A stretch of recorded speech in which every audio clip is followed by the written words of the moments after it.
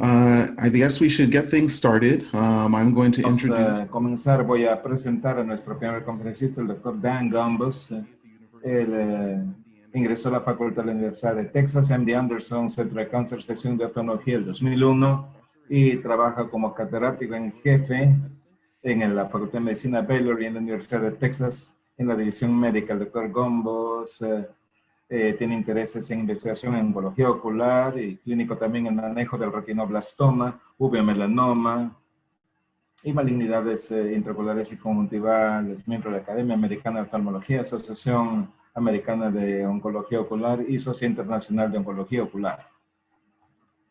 He tenido la oportunidad de escucharlo hablar muchas veces y estoy muy agradecido que él haya decidido conversar con nosotros hoy día. Y el doctor Gumbus, por favor, su turno. Muchas gracias.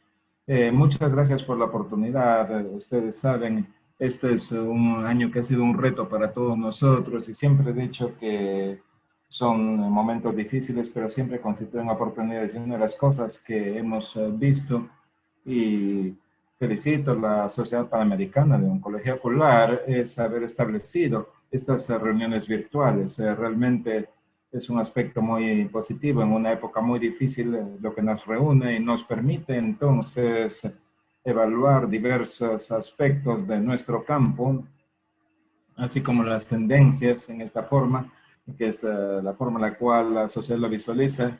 Ya no tenemos que estar volando de un sitio a otro, podemos reunirnos cada pocas semanas por la vía electrónica y escuchar excelentes conferencias y conferencistas. Y muchas gracias por sus iniciativas.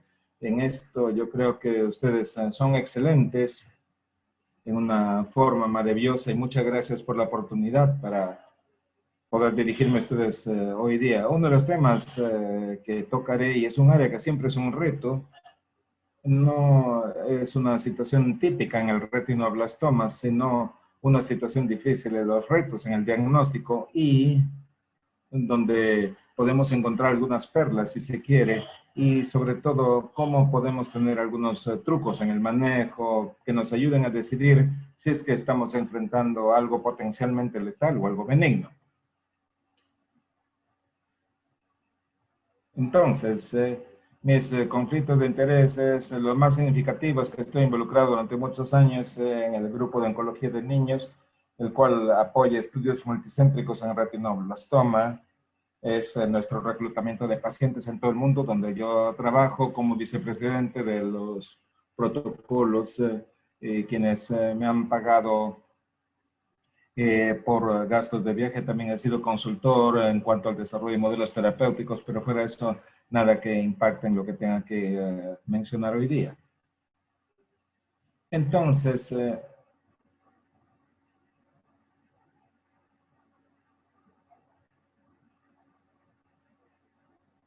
great. Muchas gracias por avisarme al inicio de la charla y no al final.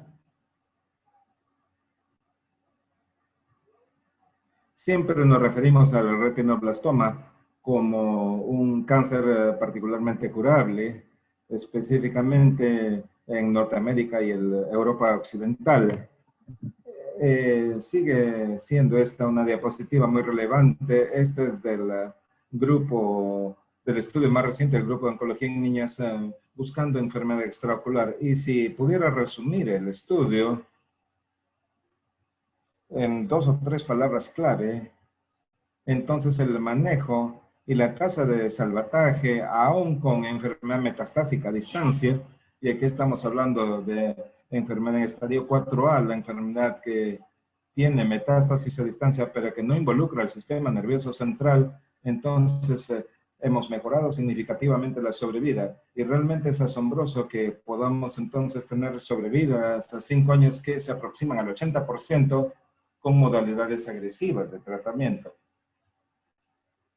Entonces, donde nosotros fallamos y seguimos fallando y todavía tenemos muy pobres resultados en la metástasis, es cuando hay problemas en el sistema nervioso central. Y hay que tener en mente los aspectos más críticos. Entonces, y para quienes manejamos esta enfermedad nunca lo olvidamos, y esto es que en situaciones avanzadas los pacientes están en un riesgo definitivo de morir. Entonces, y si hay compromiso del sistema nervioso central, aún en el año 2020, no tenemos buenas modalidades terapéuticas para intentar curar a estos pacientes. Entonces, nos lleva esto entonces a preguntarnos por qué los niños entonces mueren por esta enfermedad. Y ellos fallecen porque o llegan tarde, tienen una presentación tardía, lo cual no es inusual en países subdesarrollados o medianamente desarrollados. Los chicos fallecen porque la evaluación histopatológica apropiada no se hace y estos niños entonces no reciben una terapia adyuvante apropiada. A veces ellos fallecen porque nosotros como clínicos somos demasiado agresivos en cuanto a querer salvar el ojo, especialmente cuando es el segundo ojo y a menudo estos pacientes tienen enfermedad residual. Pero el aspecto donde hay problemas es cuando el médico nunca considera la posibilidad de que pudiera ser retinoblastoma de inicio. Entonces, esto continúa ocurriendo. Tempranamente durante mi carrera tuve pacientes que llegaban a mi consulta con este aspecto y en ambos casos habían tenido vitrectomías por la suposición de otras etiologías. Y un caso, esta paciente tuvo vitrectomía por uveitis y este otro paciente tuvo vitrectomía por la enfermedad de Koch. Y ambos me fueron enviados por un retinoblastoma y compromiso orbitario. Y aún en los últimos 4 años, o el año pasado, he tenido 4 casos de enfermedad extraocular debido a que no había sido diagnosticada o apropiadamente diagnosticada. Ahora, este es un paciente que fue manejado por un colega, un cirujano vitreoretiniano, pediatra de esa experiencia excepcional, un niño de 5 años que fue diagnosticado de enfermedad de Koch. El niño fue a vitrectomía y aún conforme progresó el compromiso en la órbita de este paciente, continuaron pensando que el proceso era la enfermedad de Koch. Y entonces cuando el paciente tuvo todos estos problemas secundarios, incluyendo glaucoma y edema progresivo, entonces el proceso de ideas del equipo primero fue esto, un granuloma de silicona orbitario. Esto no es retinoblastoma y ellos continuaron creyendo que el diagnóstico no podía ser retinoblastoma, cuando en efecto así lo era. Y afortunadamente todos los pacientes que les presento están vivos y en buenas condiciones debido a la terapia multimodal agresiva o gracias a esta.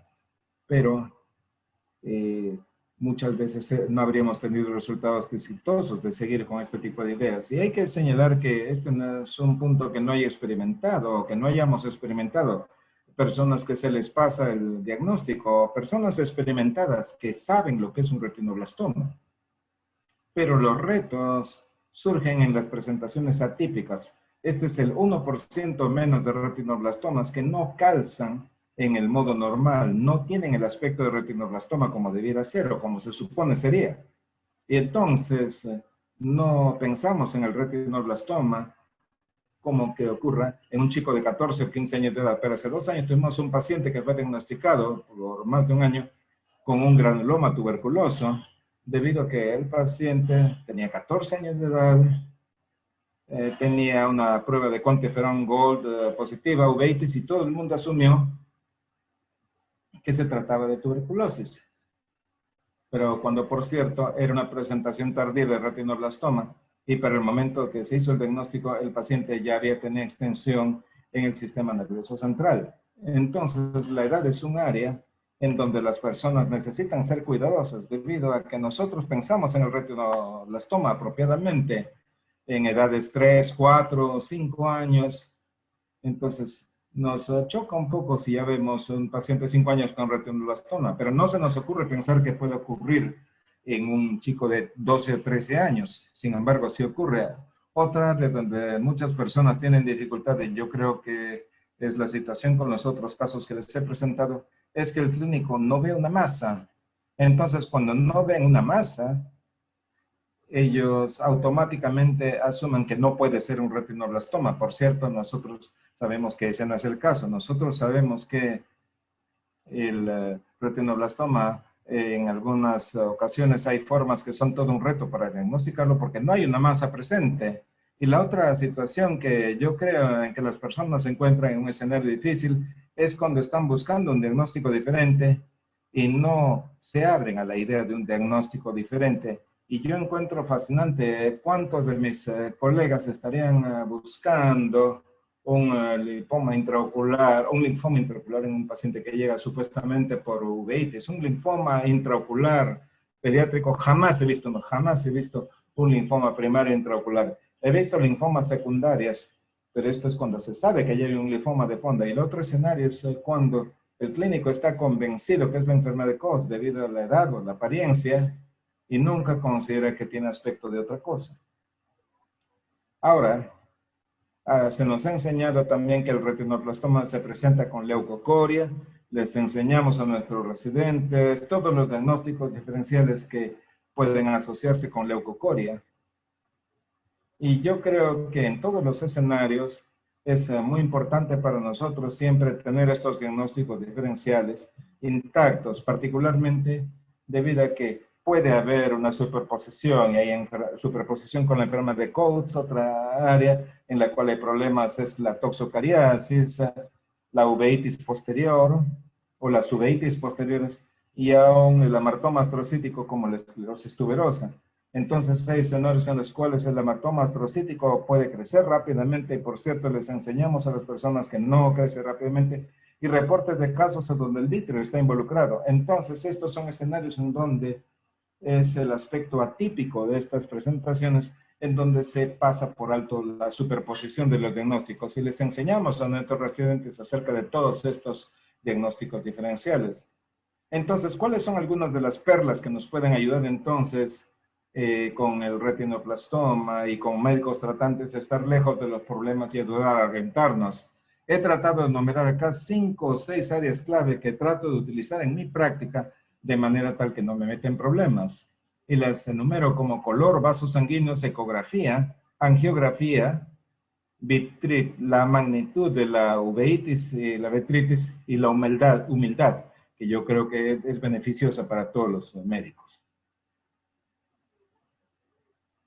Entonces, una de las principales cosas que me enseñaron como estudiante es la analogía con los alimentos, que siempre es de ayuda y que nos lleva al color de la lesión que estamos viendo. Entonces, si usted ve a un paciente con una lesión intraocular, hay que mirar el color. Se parece a una mayonesa de crema o a una mostaza amarilla. Y el argumento es que las lesiones de tipo mostaza tienden a ser más parecidas a la enfermedad de Coats o situaciones exudativas, como el escenario que estoy mostrando en la parte baja. O si tiene algo que aún es más amarillo y no blanquecino. En este caso, esto es un hamartoma astrocítico, esclerosis tuberosa. Entonces, con este tipo de apariencia. Y estas son claves que inmediatamente nos llevan a decir, esto no tiene aspecto de retinoblastoma. Nuevamente, por cierto, en el hamartoma astrocítico, otra clave es que estos por lo general son lesiones de crecimiento muy lento, entonces son periodos cortos de tiempo, no debiera verse gran cosa de cambios. Miremos estas dos figuras. Estas son retinoblastoma, lesiones clásicos. Entonces, aquí tenemos este blanco color tiza más típico, es este blanco cremoso que lo distingue del amarillo que hemos visto en otras ocasiones. Entonces, el color es una herramienta diagnóstica muy útil.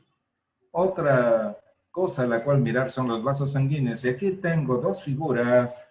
Una es esta paciente muy típico con la enfermedad de Coats, donde podemos ver, tenemos estos vasos con telangiectasia que cruzan a través de la periferia, y quiero que vean cómo es este aspecto como flotando. Pero estos vasos aquí, en esta lesión típica de retinoblastoma, flotan y se sumergen en la lesión, ¿no? Entonces les digo a los residentes, entonces, los tumores necesitan ser alimentados y tienen que ser alimentados por los vasos sanguíneos. Entonces, miren estos vasos sanguíneos.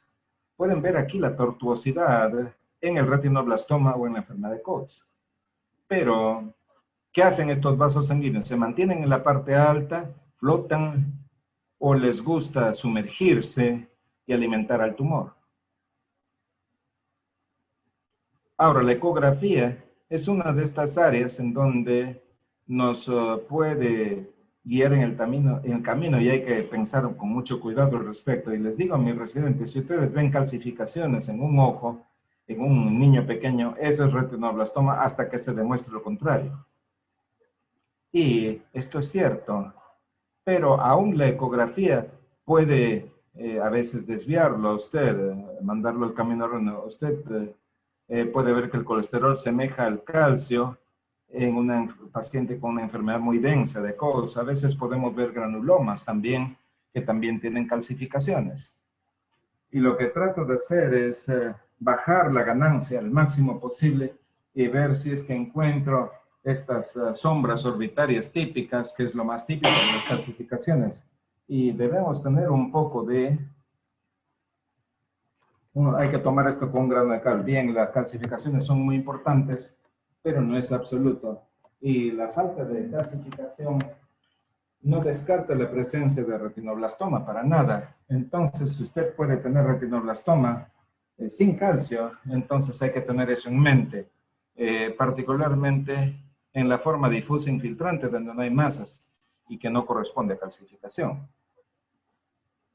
Ahora, otra área que yo creo es un área donde usted tiene que mirar con mucho cuidado es si tenemos vitritis.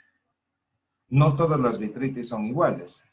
Y cuando estamos tratando de distinguir entre la vitritis del retinoblastoma, por ejemplo, contra las de origen infeccioso, sea toxocariasis o endoftalmitis, uno de los trucos que me han enseñado es mirar cuidadosamente en la lámpara de hendidura y tratar de hacer sentido. Son estas esferas que están creciendo en áreas separadas, con áreas claras entre ellas, o son estas cubiertas grandes de células, células que están bajando en un patrón bastante más uniforme.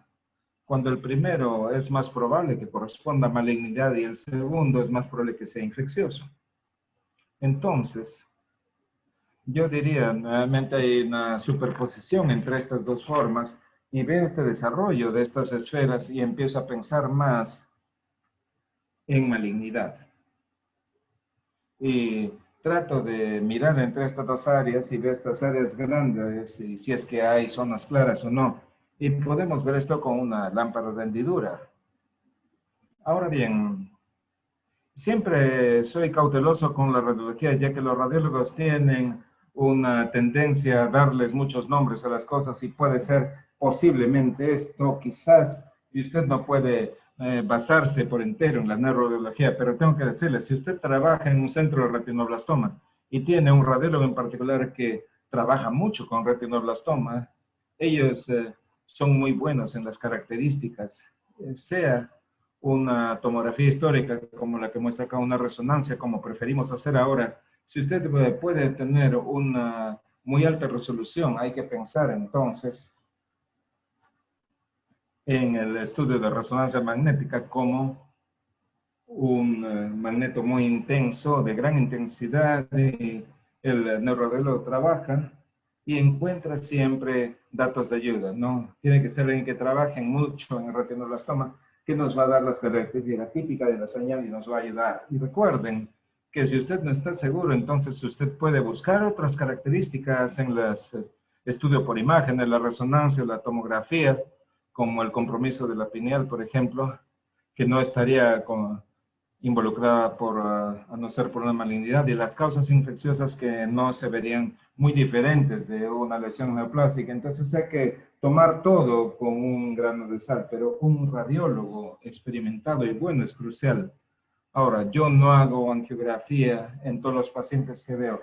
Usualmente hago el diagnóstico de retinoblastoma casi empíricamente sobre la base de lo que veo en la clínica y el ultrasonido, pero cuando considero la posibilidad de la enfermedad de Cox, este es el escenario donde hago la angiografía con fluoresceína como rutina y trato de buscar las áreas típicas de estas lesiones en foco que podemos ver acá, telangiectasias y estas áreas grandes de pobre perfusión.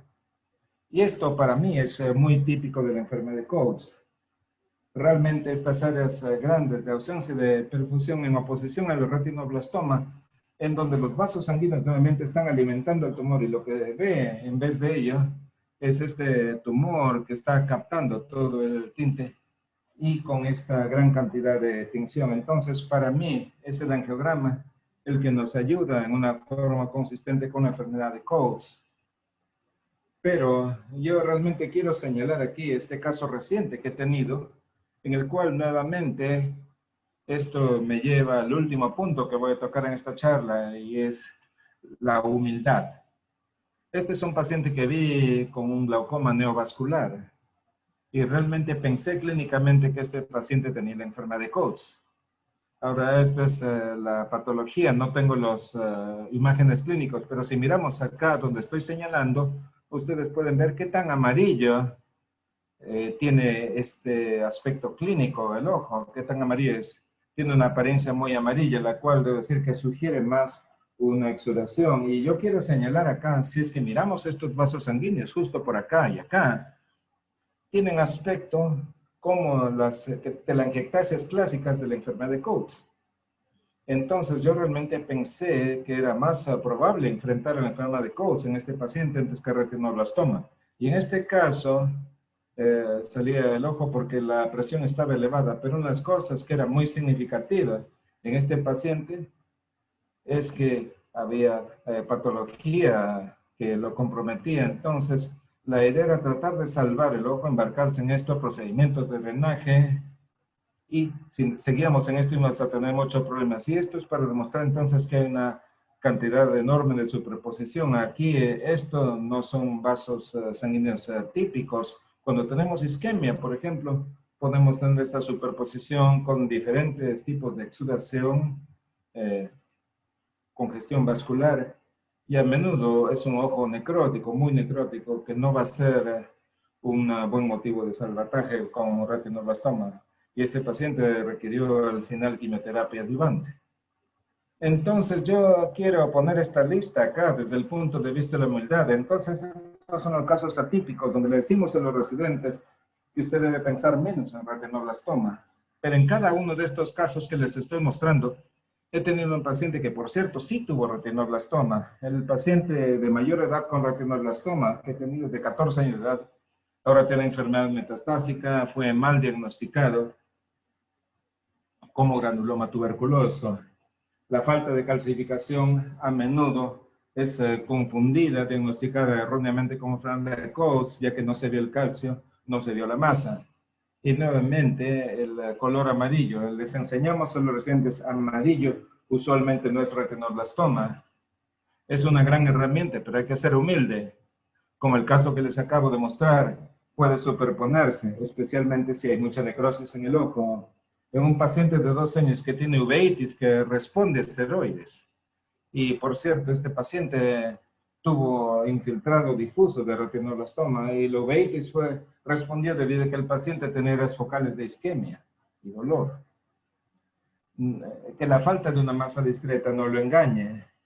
También les enseñamos que las cataratas por lo general no están asociadas con retinoblastoma, al igual que la vasculatura fetal persistente, completamente cierto, pero definitivamente hay casos, y los he tenido, donde hay superposición. Entonces esto no es absoluto. La catarata no descarta la presencia de retinoblastoma. Y la tisis espontánea, nuevamente, puede ser retinoblastoma. Veo muy pocas razones para no extraer este ojo. Un ojo que no ve, y es mejor saber en la patología que hay de fondo. Entonces la humildad tiene lugar cuando hay que tener estos conceptos en mente, y especialmente si usted está pensando en si va a salvar el ojo, o hay que pensarlo con mucho cuidado ya que no quiere empeorar la cosa. Bueno, terminamos nuestro tiempo, pero estas son las cosas en las cuales pienso y que creo que son de ayuda para nuestros colegas. Siempre tener el retinoblastoma en el diagnóstico diferencial, aun cuando se cree que es una enfermedad de Coates, siempre hay que tenerlo en mente. Y si usted va a embarcarse en cuanto a tratar de salvar un ojo con enfermedad de Coates, pregúntese usted si realmente ese ojo es salvable. Haga un examen cuidadoso, vea si es que hay una clave que pudiera llevarlos en una dirección diferente, Y recuerde que hay algunos diagnósticos que aún son más raros que el retinoblastoma, linfoma intraocular pediátrico. Es muy improbable como diagnóstico. Bueno, terminamos el tiempo. Aprecio la oportunidad de dirigirme a ustedes y espero que tengamos tiempo para discusión. Muchas gracias por vuestra atención.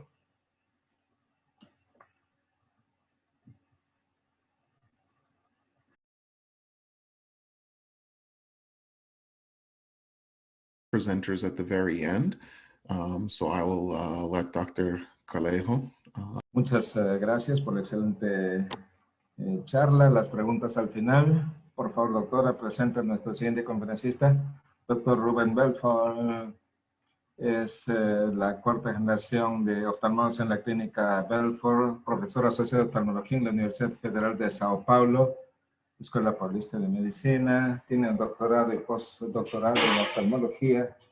Fue presidente de la Sociedad Panamericana de Oncología Ocular hasta el 2018 y es jefe del sector de oncología ocular del Departamento de Oftalmología en la Universidad Federal de Sao Paulo entre el 2011 y 2016.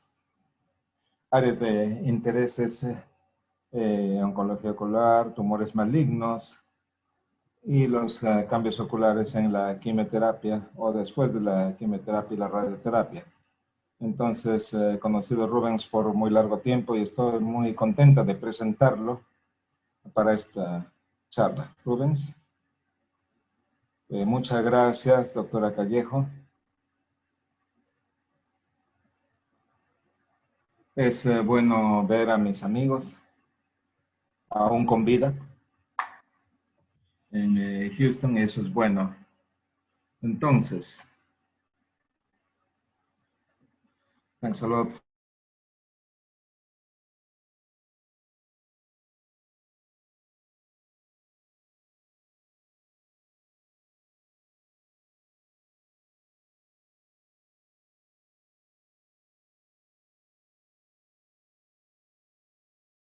Los asistentes sueña mejor mi español con acento un poco argentino do que mi inglés. Bueno.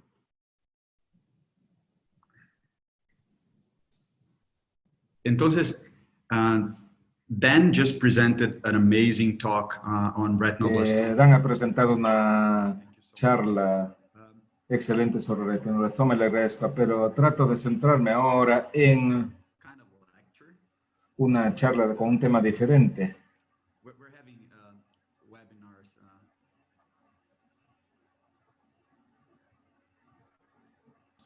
Hemos tenido webinars todo el año y bueno, es diciembre, se acerca la Navidad y ya estamos por terminar, comenzaremos el próximo año y podremos ver aquí a la gente que ya recibe una vacuna, que ya recibieron sus dosis y que la vida está regresando a la normalidad.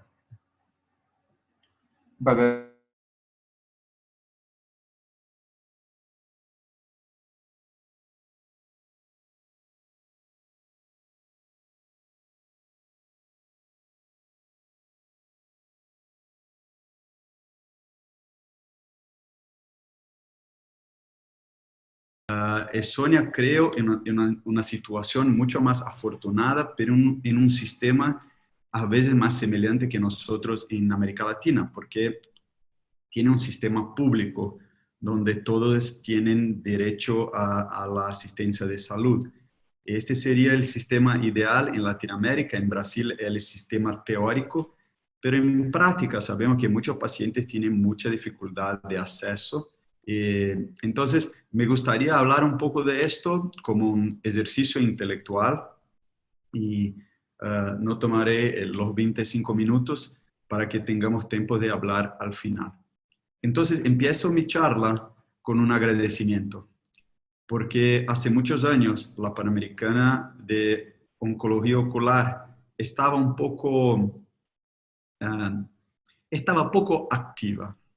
En este año, Solón tomó la lideranza de nuestra sociedad.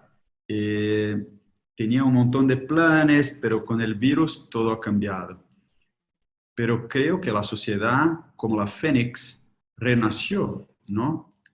En Solón en cargo, con Melina, Basil, David, Patricia, Sonia, y nuestra querida organizadora que está ahí en cargo de todo también. La sociedad está muy fuerte, estamos muy activos en WhatsApp, en nuestras charlas fantásticas, y Solón ha conseguido inclusive recursos financieros para la sociedad. Entonces, una victoria muy grande. Yo he estado en cargo de la sociedad después de Arun Singh hace muchos años. Yo sé todo el tiempo que toma, todo el trabajo. Entonces, creo que no solamente en mi nombre, pero de todos los que están acá, gracias Solón, Melina, Basil, David, Patricia, Sonia, por todo el trabajo. Ha sido nuestra nueva presidente electa, Sonia Calejo, una argentina que está ahora como profesora en cargo de todo en Canadá. Y para mí es un gusto muy grande tener una canadiense, pero argentina también, una mujer en cargo de la sociedad para el próximo año. Y creo que todo va a quedar ainda mejor. Muchas gracias. Siempre me gusta mostrar este slide de nuestro team porque es muy importante, tengo esto muy claro en mi mente, que la diferencia que Rubens puede hacer es muy pequeña, pero la diferencia que nuestro grupo puede hacer en Brasil, en nuestro grupo de todos nosotros en Latinoamérica, puede ser muy grande. Yo puedo atender un paciente 5 de la mañana, 10 de la mañana, pero nuestro grupo puede cambiar el mundo. Entonces, estos son todos los voluntarios que trabajan con nosotros en la universidad. Nadie gana plata. Cuando vienen colegas americanos o de Europa a São Paulo, no comprenden cómo un médico puede venir 2 mañanas en la semana sin ganar nada para atender a los pacientes sin plata. Una vez al año sí, una vez cada 3 meses sí, pero 2 mañanas en la semana es un concepto que creo solo tenemos nosotros en Latinoamérica. Y eso es una cosa muy buena. Entonces, estos son los médicos involucrados en nuestra universidad, y esto también es un motivo de una felicidad muy grande. Son los que retornan a las ciudades de origen, que salen de São Paulo, vuelven a sus casas, pero siguen atendiendo tumores de oncología ocular en el sistema público de salud. En el sistema público de salud, por un paciente que uno examina, gana 4 reales. 4 reales es menos que $1 por la consulta. Entonces, muchas veces no gana nada, pero si gana, es una plata tan pequeña para un caso complejo como oncología ocular, que está trabajando sin ganar. Entonces, ¿cómo podemos, how can we save more vision, more eyes, and more lives in 2021? So that's the big challenge. I think all the information is out there, right? We just had a beautiful class from Professor Gombos. We have so many lectures online. We can read the papers, we have the books. So I don't think we're lacking knowledge. I think we're lacking different ways of doing things in Latin America. How can we provide the care to the ones that need care? So it's not only save more vision, eyes, and lives, but it's to do that in Latin America. That is very particular. Even you Americans, Basil, Dan Gombos has been with us in São Paulo many times, teaching and seeing patients. And he knows the challenges we face here. And Sonia, sos argentina, entonces también tiene esto muy claro, ¿no? Los challenges que tenemos acá. Entonces, algunos puntos que tratamos de un grupo muy raro, muy poco común de enfermedades. Y que en Latinoamérica no tenemos el dinero o los resources para tratar a los pacientes. Y hoy creo que enseñar todo a todos no es una idea buena. Enseñar todo de retinoblastoma y melanoma y carcinoma a los oftalmólogos generales es una locura. Nosotros que trabajamos con esto, cada vez que tengo una charla de Gombos o de Sonia Calejos, aprendo una cosa nueva. ¿Cómo podemos enseñar todo a los oftalmólogos generales? Imposible. Tenemos que tomar mucho cuidado porque waste money, gastar plata en tratamientos que no mejoran la sobrevida o el desfecho de las doenças, en Latinoamérica es un problema muy grande. Tenemos a veces tratamientos que funcionan bien, y cuidado, porque a veces en Estados Unidos algunas cosas que pueden parecer muy buenas, fantásticas, cuando publicado en un paper, no cambia nada para nuestros pacientes y puede costar mucho más plata. Y también cuidado, porque a veces tenemos las malas influencias, ¿no? Los que tienen intereses económicos o los que les gusta publicar en los papers. Tenemos ahí un montón de ejemplos, ¿no? Como por ejemplo, sacar biopsias de nevais, de very small melanomas. Cosas que, no sé, quizá Estados Unidos pueda tener algún sentido, pero en América Latina es una imbecilidad completa. Es casi criminoso.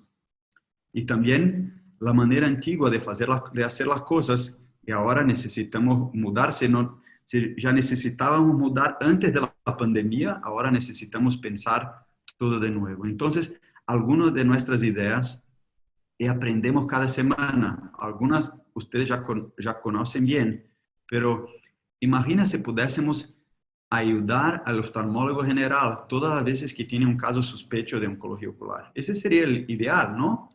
Si tiene un caso sospecho, los oftalmólogos en Brasil nos envían un WhatsApp por el Oncophone. Una manera buena, privada, todos los datos se quedan solamente dentro de nuestra equipo de oncología y ahí podemos ayudar. Entonces, acá dos fotos tenemos un slave, un esclavo que se queda ahí todo el día respondiendo a los mensajes. Y viste, este es un día común. Una lunes tiene ahí un montón de mensajes desde la semana pasada de solamente médicos, ningún paciente con exámenes o preguntando de ayuda. Entonces, así que respondemos a cada uno de los médicos que nos envían los casos. Y este es un video que explica muy bien. Miren, Dan Gombos, this is for you. Love it.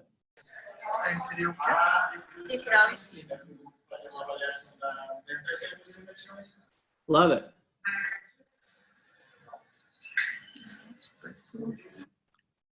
Looks like a chirpy lesion. See, that's it. Dan, you're amazing.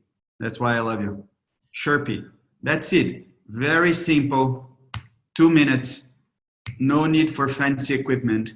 And Dan already told the patient, no need to travel to São Paulo. That's not a melanoma. That's it.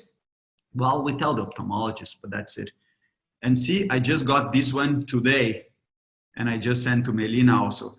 So we just got this beautiful cavernous hemangioma of the retina. So rare. Just arrived today via Oncophone. And of course, we're going to document it because it's so rare. And hopefully we're going to publish with the colleague that sent it to us. So the Oncophone works pretty well. I know in the United States, you would be arrested. Pero in Latin America, we can get away with this, okay? We do that. We send messages to friends on WhatsApp all the time, and the ophthalmologists already do that. So, la diferencia es que tenemos un WhatsApp institucional mejor, porque no necesita enviar a profesora Melina Morales. Se puede enviar a la Universidad Federal de São Paulo. Contestamos, sí, pequeña limitación, pero funciona muy bien. Y ahí tenemos también nuestros vídeos en YouTube, para que el oftalmólogo tenga la información de cómo tratar los tumores más comunes. Si un paciente está dentro de la selva amazónica, se queda 18 horas de barco hasta Manaus. De Manaus hasta Brasilia, 3 horas de avión. De Brasilia a São Paulo, 3 horas más. Muy lejos para tratar un nevus de conjuntiva o un carcinoma simples de la conjuntiva. Esto el oftalmólogo necesita hacer cerca de donde vive el paciente. Entonces ahí tenemos un montón de vídeos, 2 versiones, uno para el oftalmólogo, uno para la familia, porque la validación externa es muy importante para la familia y funciona bien. Tenemos ahí más de 100,000 visualizaciones e incluso nuestro sistema en el One Network de la Academia Americana de Oftalmología. Una otra cosa muy simple, pero que funciona muy bien, es Instagram. Nuestro Instagram no es para pacientes, es para colegas oftalmólogos. Funciona muy bien para visual memory, que vea un melanoma de la conjuntiva, un Sherpy. It took them 3 seconds to say that's a Sherpy. So it's that easy for us. Basically, if I send you any of these pictures on the slide, you would very likely be able to give the diagnosis to a colleague and probably be right 98% of the time.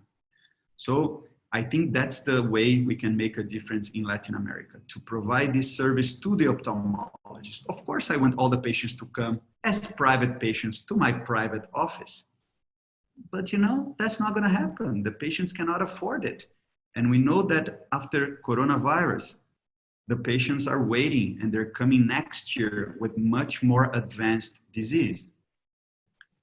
Thank God retinoblastoma is still coming, but we've seen a decrease of about 40% in our new cases at the Federal University of São Paulo. Melina is in charge of the service, and we know these cases are not going anywhere else. They could only come to us, and they're still coming next year. So it's gonna get worse before it gets better, right? So final point of this brainstorm here, and again, I didn't want to pretend to teach you a lot of ocular oncology in 25 minutes, especially to you, because I think here in the audience, I have more ocular oncologists than ophthalmologists. And just to remember how wide our lesions are, any of you guys could talk for 1 or 2 hours about von Hippel-Lindau, right? And these hemangioblastomas and how to treat, to PDT, or maybe laser. How about carcinomas? Solon has a beautiful experience with these big, advanced, infiltrating squamous cell carcinomas of the ocular surface. He not only operates, but he does radiotherapy without a plaque. These are the cases we usually get in São Paulo, these big lesions affecting the wall of the eye. We don't have a plaque available. So again, for each one of these tumors, we could talk for hours, and we have books and so many papers written about this.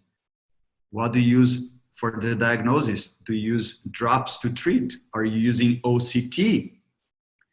Exfoliative cytology? This is for us. This is not for the general ophthalmologist. I think I want to save some money. Well, I do want to save some money, but I want to save some time by the end for questions, especially a beautiful presentation by Dan Gambos. But if I could leave a message here, it would be for you, my colleagues in ocular oncology, to question the way we do things and maybe try to do things in a different way. Because in Latin America, we don't make money from seeing these patients anyways. So maybe we could do something in the public health perspective and try to really make a big difference. And of course, there's still gonna be the space for us to talk about small biopsies and intraarterial chemotherapy and how often are we supposed to change the MRI in a kid with bilateral retinoblastoma. This is for us, the super specialists.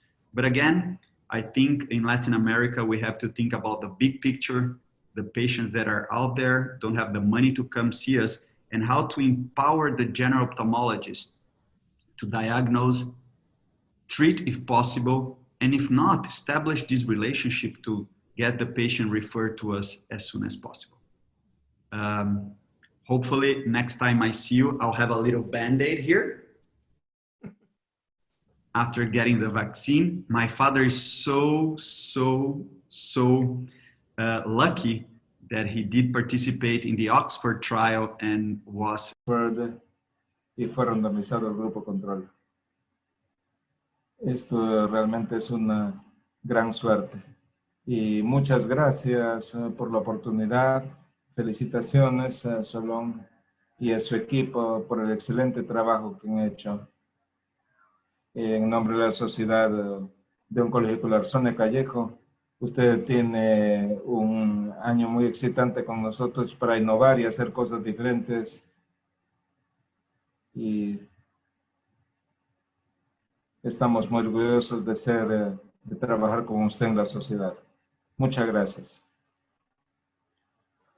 Muchas gracias, Rubens. Excelente presentación. Es muy refrescante escuchar estas cosas. Siempre nos concentramos en el conocimiento, pero a veces tenemos que saber cómo ese conocimiento debe llegar a los pacientes. Cada país es diferente y tenemos que ver cómo podemos ayudar, ¿no? Canadá, la medicina es pública, pero aún aquí vemos algunas limitaciones en los esfuerzos para obtener los recursos, ¿no? Acerca de dónde está el paciente, solamente tenemos 2 centros en todo Quebec, que es un territorio grande para cubrir. Y yo creo que, como usted dice, hay que tener la mente abierta, entrenar más gente, establecer redes. Eso es excelente, es un punto excelente a manejar y felicitaciones por ello. A usted y a su equipo. Entonces es el espacio para preguntas. Si alguien quiere lanzar alguna pregunta para el doctor Gombos o para el doctor Belfort.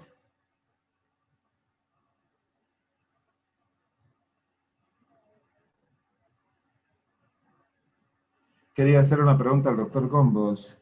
Yo no trato retinoblastomas, estoy en otro hospital, pero llegan pacientes que, después de haber salido del hospital de niños y estamos hablando de la presentación típica. Estaba siguiendo a una mujer de 25 años de edad que desarrolló una recurrencia del retinoblastoma en un ojo ciego y que presentó con pseudohipopia 25 años más tarde, después de su presentación inicial. Entonces yo quería preguntarle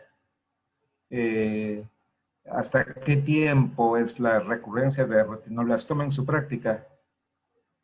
Digamos 18 años más tarde, y hacemos seguimiento a esta paciente. ¿Qué piensa usted? ¿O dónde están las guías?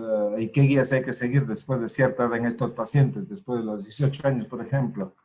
Es una pregunta excelente. Si usted mira las guías que creamos para el tamizaje de los pacientes en riesgo para retinoblastoma, escribimos allí que los pacientes deben tener un examen anual en forma indefinida. Y se sugiere que sea indefinido, y esto fue por el doctor Gali, que dice que estos pacientes tienen que ser vistos por muchas razones. En primer término, hablando acerca de la posibilidad de segundos tumores. Entonces, en la consulta quizás no se conoce acerca de segundos tumores cada vez que usted está en la consulta. Hay que hacerles preguntas críticas, si hay dolor óseo, si usted ha sido visto en un programa de tamizaje. Todos los pacientes que tienen gen RB1 tiene que pasar por algún programa de tamizaje, ya que sabemos que tienen riesgo para un segundo tumor ocular de 1% por año. Luego tenemos los problemas de tumores neuroepidérmicos, que no vemos tanto como antes, pero todavía tenemos estos pacientes, particularmente algunos en Latinoamérica, que han sido tratados 20, 25 años atrás con irradiación externa. Entonces están en riesgo de un segundo tumor que retorne, y la principal dificultad es las prótesis que no calzan o sangrados nasales que son atípicas. Entonces quizás el oftalmólogo sea consciente de esto. Entonces muchos especialistas, no oftalmólogos, que no están conscientes de un segundo tumor. Y otra ventaja de tenerlos de retorno es que estos pacientes a menudo llegan en sus 20, 25 años de edad y ahora están interesados en planificación familiar. Muchos de ellos nunca se han informado acerca del riesgo para sus niños y la oportunidad para hacerse pruebas genéticas para los niños, la importancia del tamizaje. Entonces hay una ventana de oportunidad allí. Usted me preguntó acerca del riesgo de recaídas. Ahora hay recaídas hasta donde yo recuerdo. Hay puntos clave de mi mentores. Cuando yo era más joven, vi un paciente, un adulto, que tuvo una recaída tardía después de la irradiación, de la terapia con irradiación. Y esto es excepcionalmente raro, pero puede ocurrir. Entonces yo creo que aún con irradiación puede suceder. En este paciente recuerdo que la recaída fue un paciente de Lynn Murphy, quien en el momento tenía 9 años de edad y tenía un tumor muy periférico. Y lo interesante acá es que este paciente estaba entre las primeras cortes de pacientes tratados con quimioterapia intravenosa. Y no está claro, creo, qué tanto estos pacientes pueden recaer o no. El doctor Abramson percibe que con la terapia intraarterial esterilizamos más el ojo, entonces él percibe que los riesgos podrían ser menores con la terapia intraarterial, pero realmente no lo sabemos. No tenemos información de 20 años de seguimiento, entonces yo creo que estos pacientes nunca deben estar lejos de la atención oftalmológica y deben pasar por una consulta anual. Gracias, excelente. ¿Alguna otra pregunta?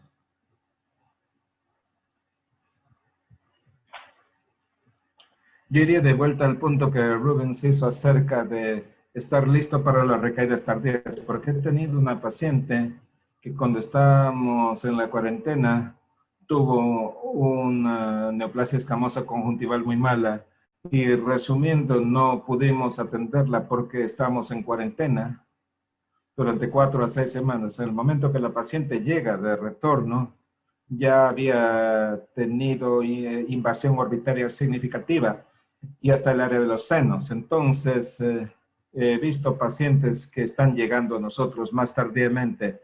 Los retinoblastomas llegan 1 o 2 semanas más tarde. Comenzamos a ver niños positivos a COVID y estamos conversando con mi colega Alison Scala, que está en Oregon.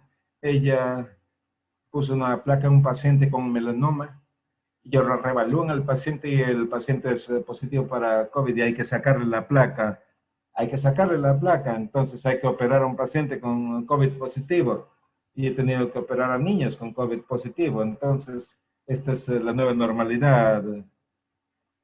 ¿Usted ha visto algo similar en Cincinnati, doctor Williams? Sí, este es el caso y estamos desafortunadamente viendo estas situaciones. Hay 2 preguntas aquí para el doctor Gombos.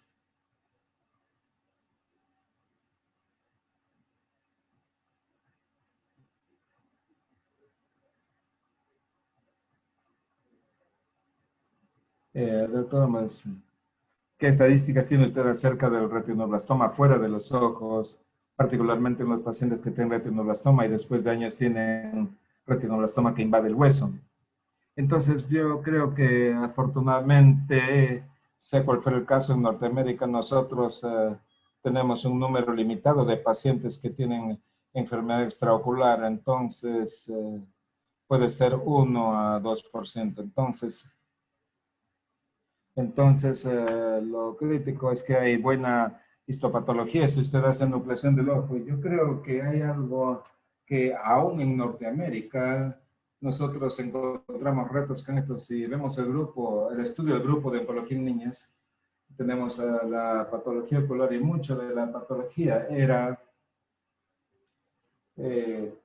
estadios tempranos o tardíos relacionados con invasión de la coroides. Entonces, la importancia de tener una buena histopatología ahora es crítica y es aquí cuando hay una oportunidad con la pandemia debido a que la telepatología realmente ha despegado y es asombroso. Ahora tengo a mi patólogo en la pantalla, tiene una cámara y nos está mostrando diapositivas y para quienes conocen a la doctora Barrios, ella se pone muy contenta cada vez que nos muestra una diapositiva y esto quizás en Latinoamérica es el camino. Si ustedes tienen un centro, digamos en Sao Paulo, que está manejando toda la patología y que pudiera compartir su experiencia, es allí entonces donde estos medios de Zoom pueden prestarnos mayor ayuda en la atención a los pacientes, ya que el doctor Belfort señaló correctamente.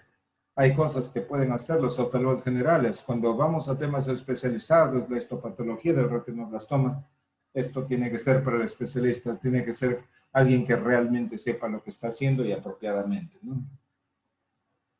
Hay otra pregunta para un paciente que ha sido diagnosticado y tratado por retinoblastoma. ¿Qué tipo de seguimiento recomienda usted en diagnóstico precoz y en tumores secundarios? Bueno, yo creo que usted tiene que estratificar a estos pacientes. Obviamente, el estándar debe ser que todos los pacientes de retinoblastoma deben ir a pruebas genéticas y esto debe hacerse como mínimo en sangre, pero si se ha hecho nucleación debe hacerse en la sangre, en el tumor, y las pruebas son muy buenas ahora. estratificar a estos pacientes en cuanto al riesgo de un segundo tumor. Entonces yo creo que esto es clave. Y si tenemos estos genes, ponemos estos pacientes y cada vez en más sectores los ponemos en clínicas de sobrevida. Y aquí estos son muy comunes. Entonces, nuestra experiencia en linfomas y leucemias, hay realmente mucho manejo especializado, también para ver las toxicidades potenciales para el tratamiento.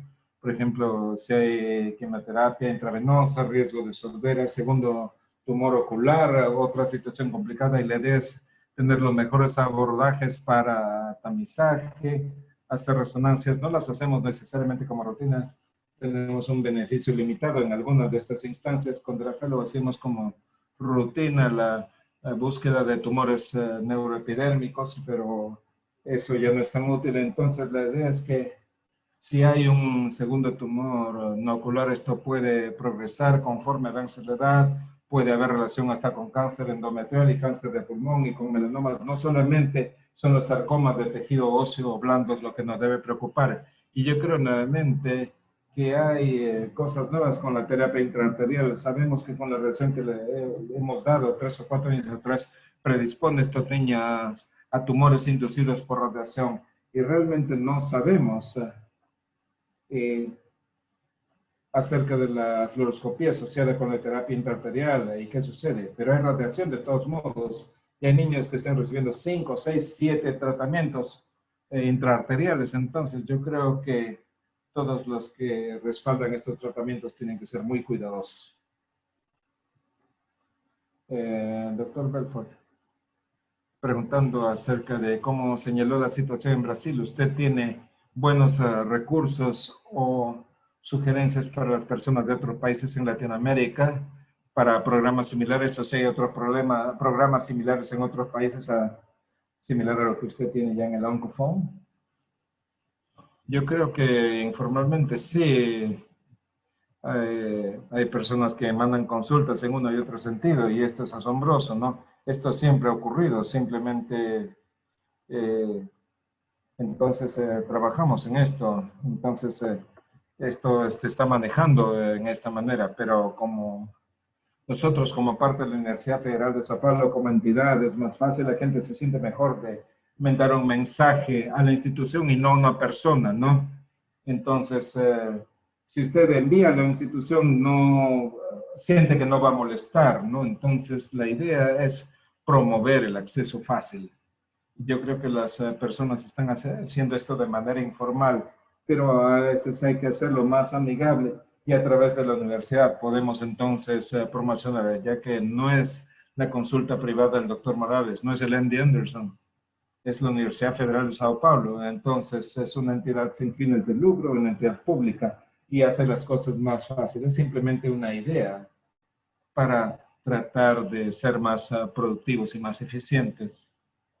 Y también lleva a más personas. Usted puede tener una persona que dice, he visto tal cosa o estoy familiarizado con este tema. Entonces usted desarrollando su propio comité de tumores en una manera tal que al enviarle a una sola persona es menos eficiente. Y siempre pensar en estas situaciones, pero cuando se le envía un mensaje, por lo general es muy directo. Los casos complejos,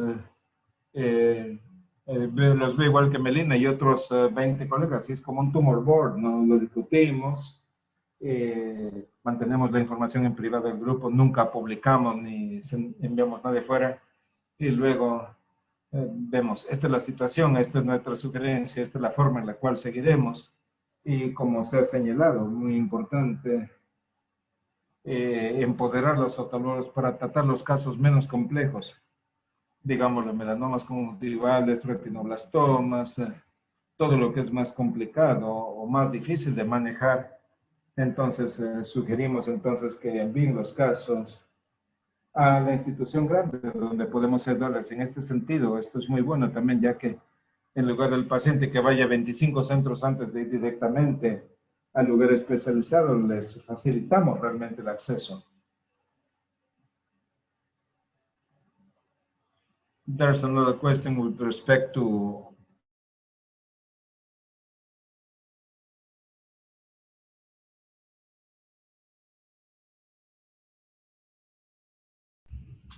Para pacientes no, es muy difícil orientar a los pacientes por telemedicina. Me parece que el examen oftalmólogo, si no tiene un tecnólogo ahí cerca del paciente que tiene los aparelhos, las cámaras, es muy difícil por el iPhone orientar.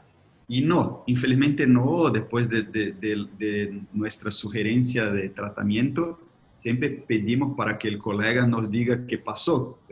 Y generalmente se olvidan, que es un buen señal, ¿no? Cuando se olvidan que todo siguió bien, generalmente cuando vuelve son cosas más complejas. Pero desafortunadamente nunca vamos a tener seguimiento en un sistema como este, porque el paciente pertenece al oftalmólogo, solamente ayudamos. And another question here, did you find resistance again on the phone? How do you deal with it? It's not easy to innovate. Oh my God, Melina still has bodyguards and her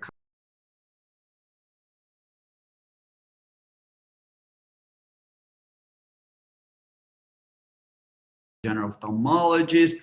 You know, it's unethical, could be illegal. People are crazy. It makes no sense to say that in Latin America. You know, it's just nonsense. These people from Cincinnati moving to Miami, you know, very complicated. Dr. Gambos, I have another question for you. So you were talking some about, you know, some of the cases you've seen where vitrectomy has been performed for presumed Coates disease, and it turns out to be retinoblastoma.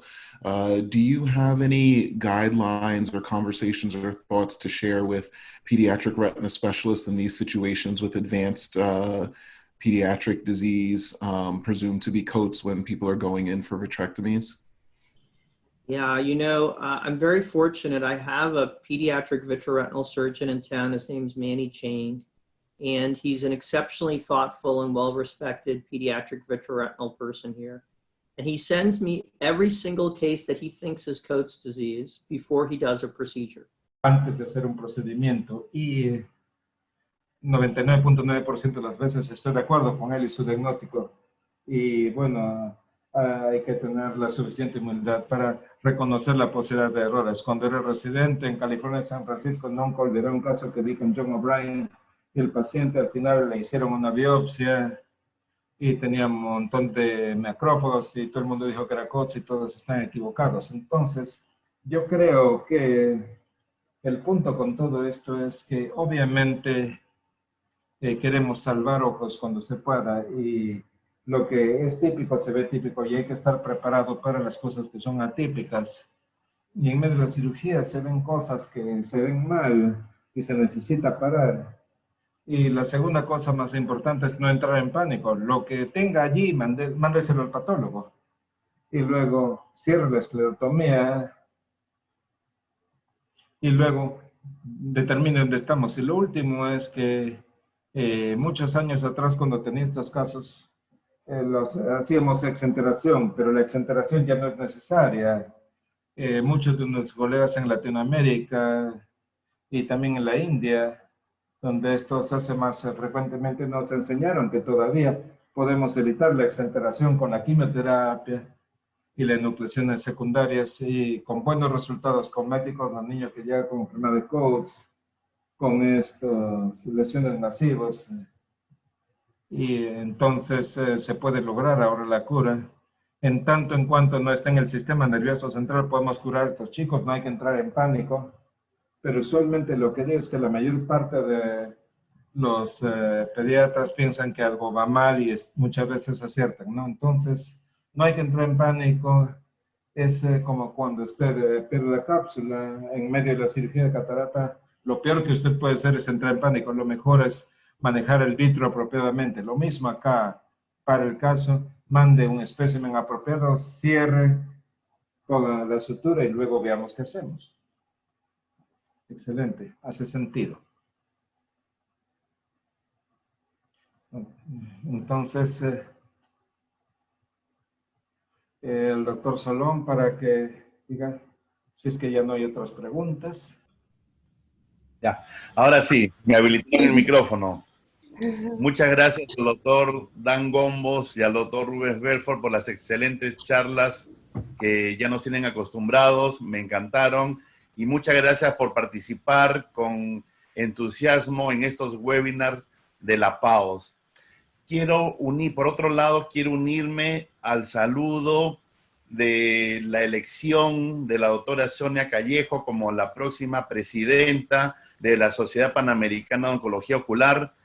Sonia tiene altos logros, tanto académicos como profesionales en la oncología ocular, tiene una vasta experiencia y también tiene un alto espíritu de liderazgo, lo cual el equipo del Executive Board de la PAOS lo ha evidenciado en su colaboración como secretaria de idioma francés en nuestra sociedad. Sonia, te deseo lo mejor en tu periodo de presidenta de la PAOS, que va a partir desde enero del 2021 a enero del 2022, y estamos seguros de que vas a hacer una gran labor y mis mejores deseos para ti. Muchísimas gracias, Hola, un placer.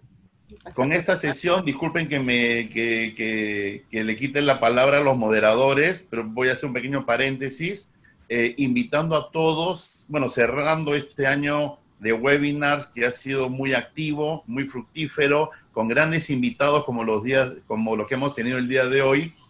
Y quiero invitarlos en forma especial a la sesión de webinar de enero, porque no vamos a parar. En enero esta Junta Ejecutiva se despide y va a tener su último webinar el 12 de enero, en donde vamos a hacer el cierre de esta presidencia y dar la bienvenida formal a la doctora Sonia Callejos. Así que todos ustedes van a recibir una invitación especial para que nos acompañen ese día. No más interrupciones por mi parte, les dejo la palabra para que cierren la sesión de hoy. Muchas gracias. Gracias. Melina. Todos los moderadores. Bueno, muy bien. Muchas gracias. Muchas gracias a todos. Thank you very much, Dr. Gombos. Gracias, Rubén. Un placer. Gracias a todos. Gracias. Hasta luego, doctor Dan Gombos. Hasta luego, doctor Rubén. Y a todos un abrazo. Thank you Muchas very gracias. much.